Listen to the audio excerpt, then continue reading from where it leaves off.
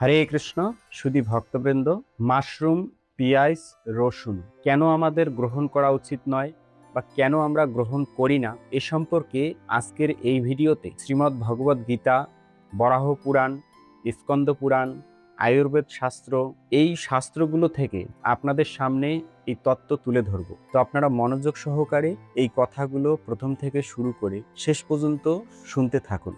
তো ভগবদ গীতায় 3 ধরনের খাবারের কথা উল্লেখ করা হয়েছে: সাত্ত্বিক খাবার, রাজসিক খাবার, তামসিক খাবার। যারা সাত্ত্বিক আহার গ্রহণ করে তাদের মধ্যে সাত্ত্বিক গুণাবলী বৃদ্ধি পায়, যারা রাজসিক খাবার গ্রহণ করে তাদের মধ্যে রাজসিক গুণাবলী বৃদ্ধি পায়, এবং যারা তামসিক আহার গ্রহণ করে তাদের মধ্যে তামসিক গুণাবলী বৃদ্ধি পায়। তো ভগবদ গীতার 17 অধ্যায়ের 10 নম্বর শ্লোকে বলা হয়েছে, ইয়ত ইয়ম গতারসম পুতি পর্যুষিতম চ ইয়াত উচ্ছিষ্টম আপি চামেধ্যম ভোজনম তামস্য প্রিয়ম। অর্থাৎ, যে খাদ্য বাসি, স্বাদহীন, দুর্গন্ধযুক্ত, পচা ও অপবিত্র, তা তমগুণী বা অজ্ঞানতা আচ্ছন্ন ব্যক্তিদের প্রিয়। প্রকৃতিগতভাবে এই মাশরুম বা ছত্রাক অন্ধকার জায়গা বা জৈব পদার্থ থেকে কোনো ময়লাতে এটা তৈরি হয়, আর সেই খাবারের মধ্যে যে গুণাবলী আছে তা হচ্ছে তামসিক গুণযুক্ত।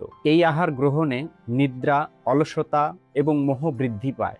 যেহেতু এটা তামসিক আহার, তাই ভগবানকেও নিবেদন করা উচিত নয়, বা শাস্ত্র এটাকে নিষিদ্ধ করছে ভগবানকে নিবেদন করতে। মনুসংহিতায় বলা হয়েছে, লসুনাম গৃঞ্জানাম চৈব পলাণ্ডুনাম কবকানি চ অভক্ষানি দ্বিজাতীনাম অমেধ্য প্রভাবানি চ। অর্থাৎ, রসুন, পেঁয়াজ এবং কবক অর্থাৎ মাশরুম বা ছত্রাক, এগুলো অপবিত্র স্থান ও বস্তু থেকে উৎপন্ন হয়। তাই সনাতন ধর্ম অবলম্বীদের, বিশেষত দ্বিজদের জন্য এগুলো একেবারেই অভক্ষ্য বা নিষিদ্ধ। এছাড়াও পদ্মপুরাণে বলা হয়েছে, ছত্রাকম শ্রীফলম সৃষ্টাম ইয়ে খাদ্যন্তি নরাধমাহা গেহে তেষাম তব স্থানম জ্যেষ্ঠে কলুষদায়িনী তিলপৃষ্ঠ মলাবুম এ গৃঞ্জানাম প্রতিকাদলম কলম্বুকম পলাণ্ডুম ইয়ে চাষন্তি পাপ বুদায়াহা। অর্থাৎ, দেবতারা অলক্ষ্মীকে বললেন, ছত্রাক অর্থাৎ মাশরুম এবং শিষ্ট ভুক্তা অবশিষ্ট বেল যে নরাধমেরা খায়, হে কলুষদায়িনী জ্যেষ্ঠ অলক্ষ্মী, তাদের গৃহে তোমার স্থান। যে পাপ বুদ্ধিরা তিলপৃষ্ঠ, লাউ, প্রতিকাদল, কলম্বলম্বক ও পেঁয়াজ খায়, তাদের গৃহে অলক্ষ্মীর স্থান হইবে, সংশয় নাই।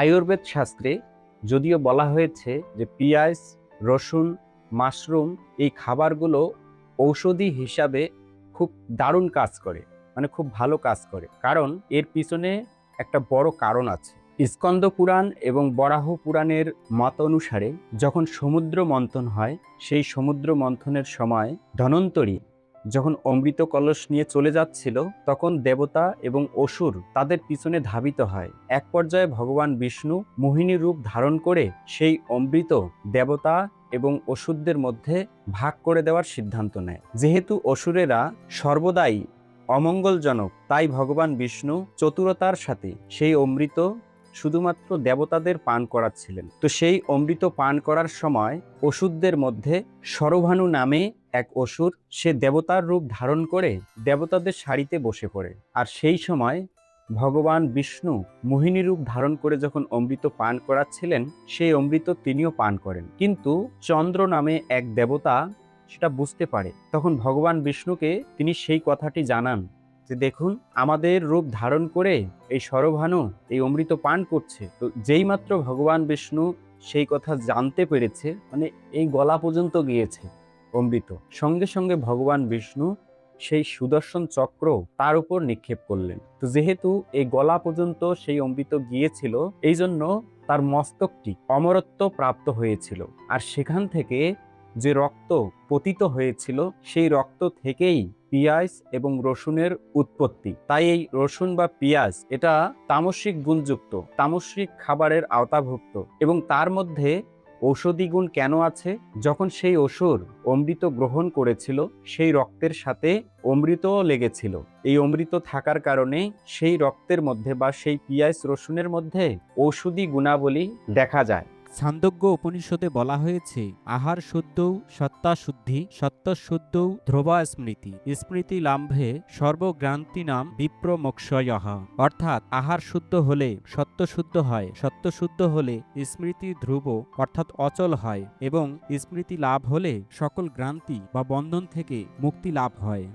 কেউ যদি সাত্ত্বিক গুণাবলী অর্জন করতে চায়, কেউ যদি সাত্ত্বিক গুণে অবস্থিত থাকতে চায়, তাহলে তাকে সাত্ত্বিক ব্যবহার, সাত্ত্বিক খাবার, সাত্ত্বিক আচরণ করা উচিত। তো অনেকেই প্রশ্ন করতে পারে যে সাত্ত্বিক ব্যবহার, আচরণ, সাত্ত্বিক গুণাবলী অর্জন করে কি লাভ হবে? তো শাস্ত্রে বলা হয়েছে যে এই সাত্ত্বিক গুণাবলী হচ্ছে দেবতাদের গুণাবলী। কেউ যদি এই সাত্ত্বিক গুণাবলী অর্জন করে তাহলে সে দেবত্ব প্রাপ্ত হয়, সে সহজেই স্বর্গে গমন করতে পারে। আর যারা ভক্ত তারা গুণাতীত হয়ে মানে সত্য, রজ, তম এই সমস্ত গুণের ঊর্ধ্বে অবস্থান করে তারা ভগবানের ধামে গমন করে। আর যারা তামসিক গুণ সম্পন্ন তারা নিম্নগামী মানে নিম্ন লোকে অবস্থান করে, নিম্ন লোকে গমন করে। আর যারা রজগুণী তারা এই পৃথিবীতে ভোগ করে, কিছু সময় ভোগ করার পর হয়তোবা স্বর্গ, হয়তোবা নরক, কোনো না কোনো স্থানে তাদেরকে গমন করতে হয় তাদের কর্মফল অনুসারে। তাই আমাদের এই মনুষ্য জন্ম সফল করার জন্য আমরা যেন আর দুঃখ, কষ্ট, ক্লিষ্ট জীবনে পতিত না হই, নিম্নগামী না হয়ে ঊর্ধ্বগামী হতে পারি, এর জন্য আমাদের এই সমস্ত খাবার অবশ্যই বর্জন করা উচিত। তো এই সম্পর্কে যদি কারো কোনো প্রশ্ন থেকে থাকে ভিডিওর নিচে আপনারা সুন্দরভাবে কমেন্ট করবেন। আজকের ভিডিও এখানেই সমাপ্ত করছি। আবার দেখা হবে পরবর্তী ভিডিও নিয়ে। হরে কৃষ্ণ।